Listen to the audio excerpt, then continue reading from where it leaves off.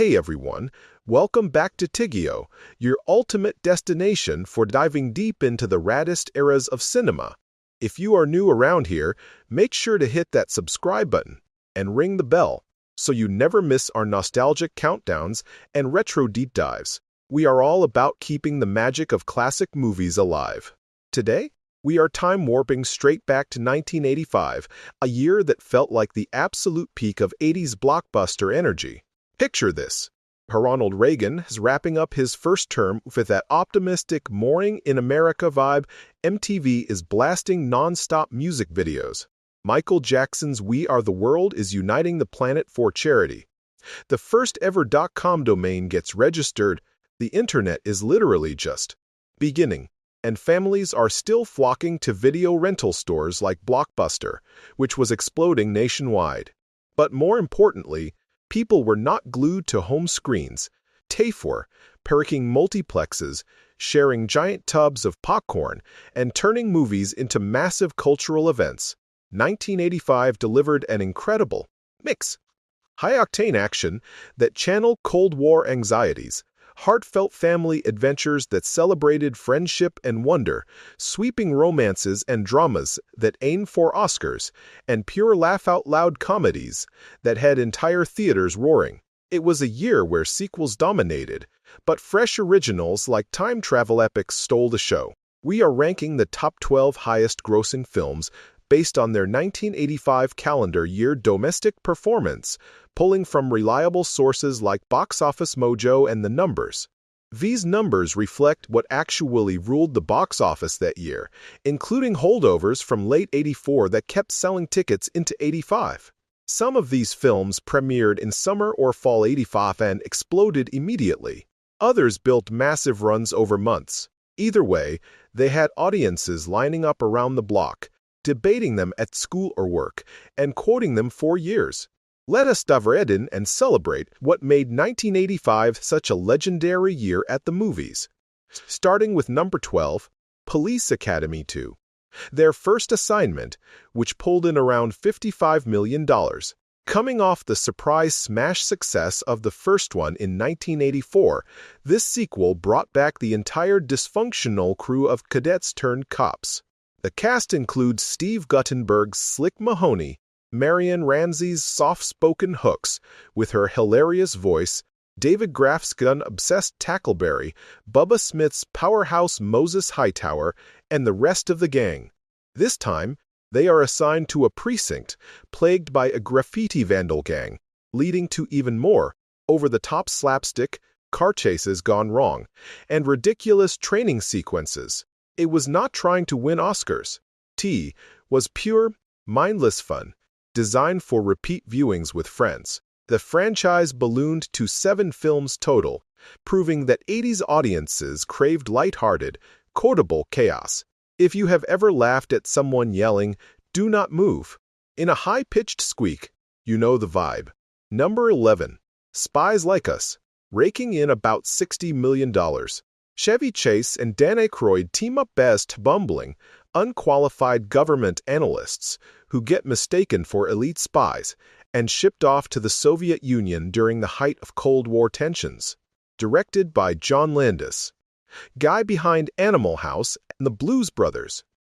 It is loaded with absurd sight gags, mistaken identities, a ridiculous decoy missile plot, and that unforgettable Paul McCartney title track. The film pokes fun at spy thriller cliches while capturing the era's paranoia about nuclear standoffs in a silly, harmless way. Chase and Aykroyd's chemistry is gold. Think two guys completely out of their depth, but somehow surviving. It is one of those underrated buddy comedies that is still enjoyable to watch on a rainy day. Number 10. The Goonies, earning around $61 to $63 million. This is the ultimate 80s kid adventure masterpiece. Directed by Richard Donner and based on a story by Steven Spielberg, it follows a tight-knit group of misfit friends in Astoria, Oregon. Mikey Sean Astin, Mouth, Corey Feldman, Data, Jonathan Kulkwan, Chunk, Jeff Cohen, and Ondi, Carrie Green, who discover an old pirate map and embark on a dangerous treasure hunt to save their homes from foreclosure. Josh Brolin plays Big Brother Brand. Anne Ramsey portrays the terrifying Mama Fratelli. And of course, Sloth, gentle giant who steals hearts with "Hey you guys." The booby traps, the underground caves, the truffle shuffle, and the line "Goonies never say die" all became instant legends. This movie captured the pure joy of childhood imagination, friendship against the odds, and that feeling of going on a real adventure. Decades later, fans still organize Goonies-themed treasure hunts and quote it endlessly. It is more than just a movie. It represents a significant milestone in life. Number 9. Witness, bringing in about $68 to $70 million. Harrison Ford steps away from sci-fi and adventure for a gripping thriller drama. He plays Philadelphia detective John Book, who must protect a young Amish boy, sole witness who a brutal murder in a train station bathroom, and ends up hiding out in Amish country with the boy's mother, Kelly McGillis. The culture clash is electric. A tough urban cop learning to milk cows, build barns, and live simply while danger closes in.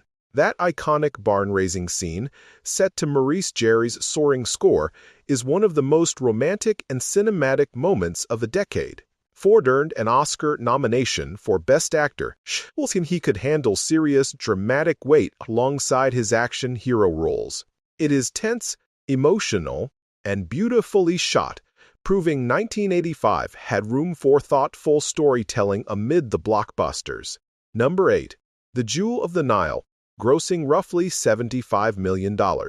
This sequel reunited Michael Douglas, Kathleen Turner, and Danny DeVito from Romancing the Stone for another wild romantic adventure.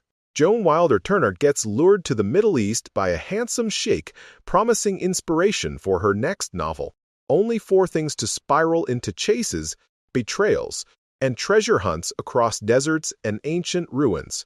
DeVito's Ralph returns, unleashing chaos, while the chemistry between Douglas and Turner ignites with wit and passion.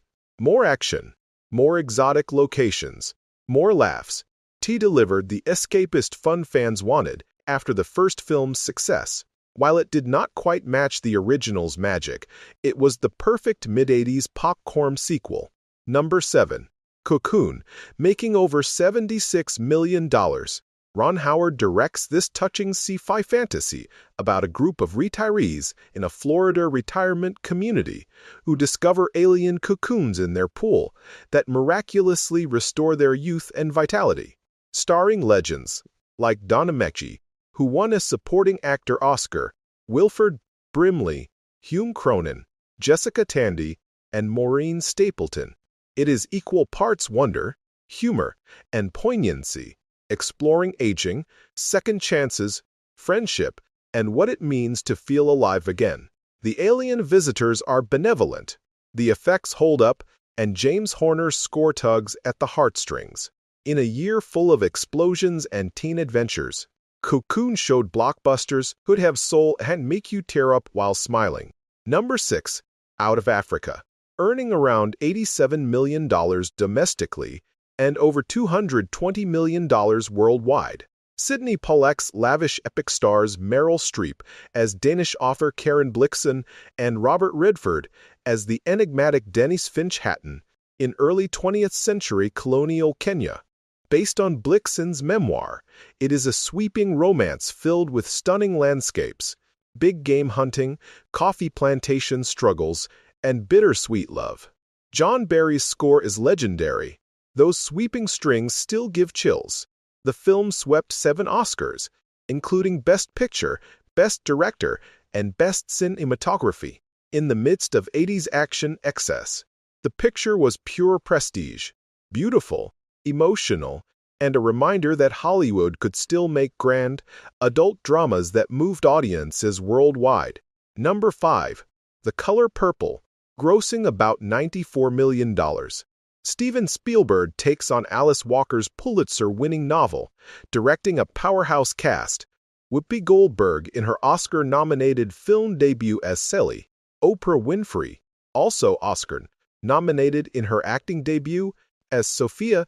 Danny Glover, Adolph Caesar, and Margaret Avery. Set in the early 1900s South, it is a raw, powerful story of abuse, racism, resilience, sisterhood, and eventual empowerment. The film earned 11 Oscar nominations and sparked important conversations about Black women's experiences. Spielberg's direction brings heart and visual poetry to heavy material. Those letters, the fields, the music. It is heavy but hopeful, and it stands as a landmark for representation and emotional storytelling in mainstream cinema. Number 4. Rocky IV, pulling in over $127 million domestically. Sylvester Stallone writes, directs, and stars in what many call the ultimate 80s Rocky film. Rocky Balboa faces off against the towering Soviet boxer Ivan Drago, Dolph Lundgren after a tragic exhibition fight with Apollo Creed.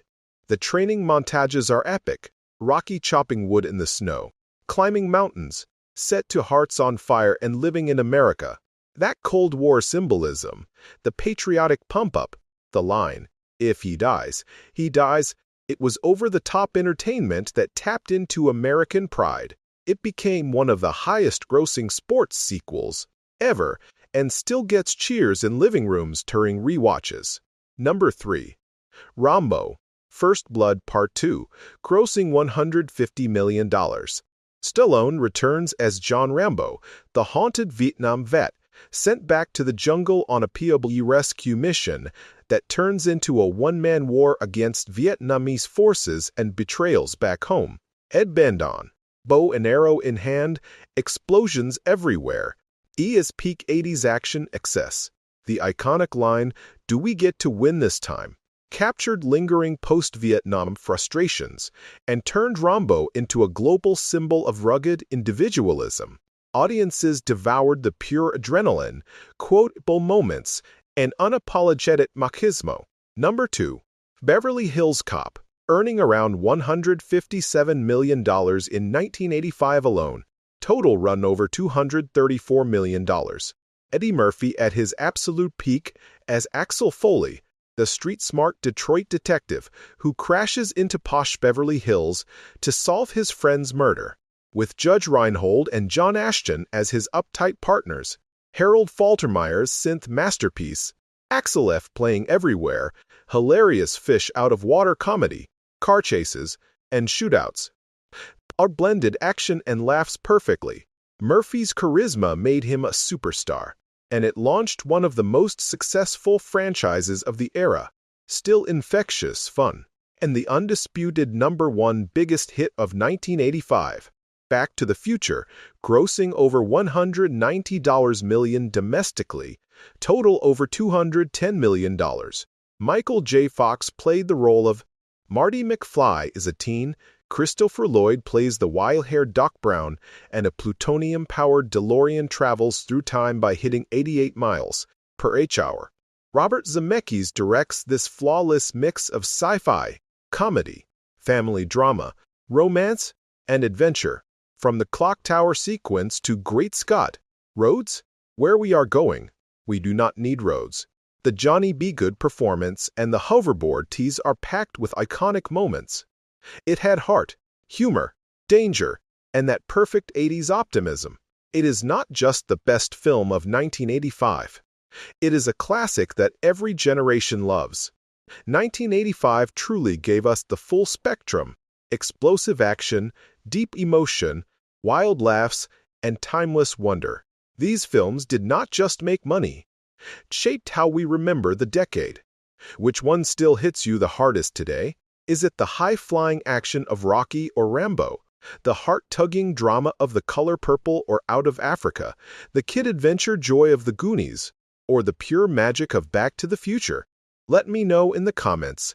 Shout out any other 1985 favorites I should cover next, like honorable mentions. Consider The Breakfast Club for its teen angst, Fletch for its Chevy Chase comedy gold, or Pee-wee's Big Adventure for its quirky fun. If this video brought back memories, please hit the like button. Subscribe to Tigio for more 80s countdowns, deep dives, and retro vibes, and share it with anyone who still quotes these classics. thanks for hanging out. Let us keep the 80s spirit alive. See you in the next one. And remember, if my calculations are correct, when this baby hits 88 miles per h hour, you are going to see some serious entertainment. Peace out.